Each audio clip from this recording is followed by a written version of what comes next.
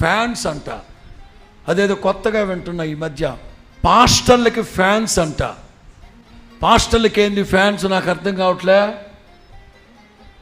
పాస్టర్లకి ఏంటి ఫ్యాన్స్ నాకు అర్థం కావట్లే. అలాగని అభిమానిస్తున్నారా, దురభిమాన పాపంలో దిగుతున్నారా? పాస్టర్లకి ఫ్యాన్స్ ఏంటి? అందుకే పౌలు అంటాడు,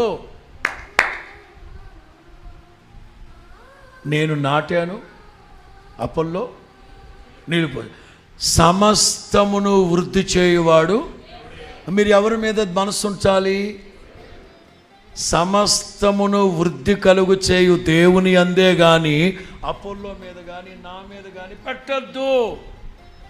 విశ్వాసులు పరిశుద్ధత నీతి కోల్పోవడానికి కారణం ఏంటంటే అభిమానులు. పౌలు అంటారు, అయ్యగారు అంటే నాకు చాలా ఇష్టం అండి. ఏ అయ్యగారు?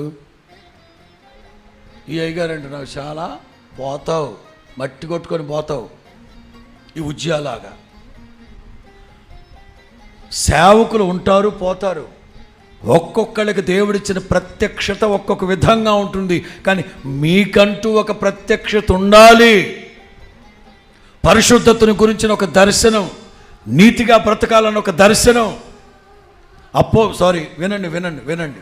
హెబ్రీ పత్రిక 11లో వినమన్నా, హెబ్రీ పత్రిక 11లో విశ్వాస వీరుల జాబితా రాసి 12లో ఏమన్నాడు దేవుడు? విశ్వాసానికి కర్త, దానిని కొనసాగించే ఏళనగా చూడాల్సింది. ఈ 11వ అధ్యాయంలో ఉన్న ఏళనగా చూడాల్సింది.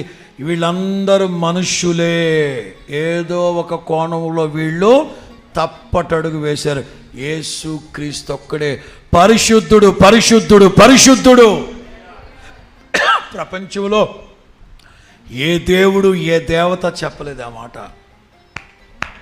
నేను పరిశుద్ధుడనై ఉండులాగున మీరును, మీ దేవుడైన యెహోవా పరిశుద్ధుడు.